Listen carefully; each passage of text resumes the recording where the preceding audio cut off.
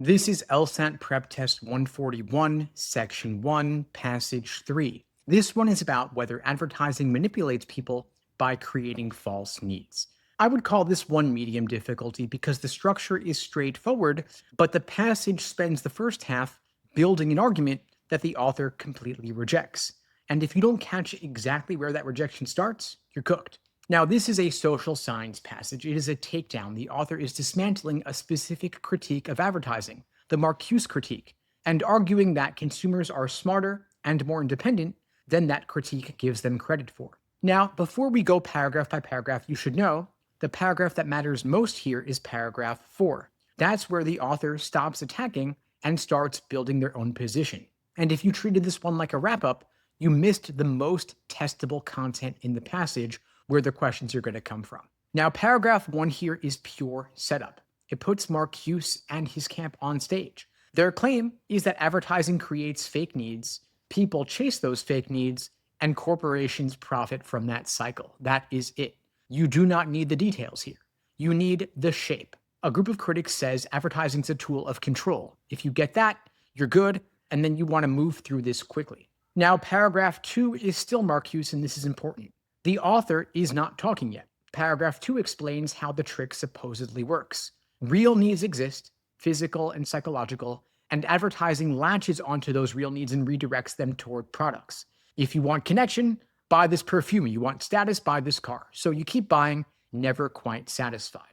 It's a clean explanation, and that's the danger here. It sounds convincing, but convincing and correct are not the same thing here. You want to read this at a normal speed, but tag it in your mind as their view, not the author's view. Now, paragraph 3 is where everything shifts. You want to catch that opening word, unfortunately. That one word tells you the author thinks this whole critique has a problem, and the problem is pretty sharp. If Marcuse is right that advertising shapes our desires so deeply, then we can't even figure out which desires are real. The tool you would need to sort real needs from fake ones doesn't exist because advertising has already corrupted it. The critique eats itself, so you want to slow down here. This paragraph is short, but it carries enormous weight. It is the author's first real move, and it sets up everything that follows. Now we've got paragraph 4. This is the longest paragraph, and it's the most dense. The author is not saying Marcuse's theory has a logical flaw. They're going bigger. They're saying the whole picture of consumers as helpless targets is wrong. People recognize advertising techniques, and regulations keep ads from outright lying. Now, here's the move that most students miss. You want to read that last chunk carefully. The author says that even when a product doesn't deliver exactly what the ad promised, the consumer might get a real satisfaction from it. And that is a bold claim. The author is saying the relationship between ads and fulfillment is more complicated than Marcuse allows. Don't flatten this into saying ads are fine. The author is saying consumers have agency, and that agency changes the equation. Now, the key move here is the gap between how Marcuse describes consumers and how the author describes them. Marcuse says they're manipulated. The author says they're choosing freely. And every hard question on this passage will test whether you know whose view you're looking at. This passage runs on a bait and switch.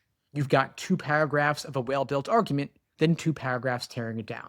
If you see that pattern, you won't confuse the setup with the conclusion. Now, the author's stance here is clear. The Marcuse critique fails because it assumes consumers can't think for themselves. The main trap is treating paragraphs 1 and 2 as the passage's position, but they're not. They are the target. Students who miss that will pick answers that describe Marcuse's view as if the author endorses it. And that's going to cost you on main point questions, author's attitude questions, and any question asking what the author would agree with. Now, before you get to the questions, you want to make sure that you know 3 things. First, why does the author think the real versus false needs distinction collapses? Second, what specific evidence does paragraph 4 give for consumer autonomy? And third, can you draw a clean line between Marcuse's voice ends and the author's voice begins?